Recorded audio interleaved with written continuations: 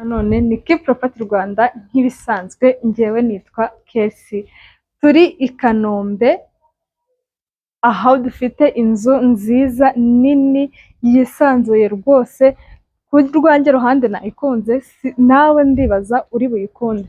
Ni inzu rero ifite ibyumba bine binini byisanzuye, ikaba ifite dushe eshatu, ikaba ifite salo, saramanje n'igikoni cyiza kigezweho cyo mu nzu, igikoni cyiza cyo hanze, ubwiherero bwo hanze ndetse n'inzu y'umuntu udufasha imirimo yo mu rugo.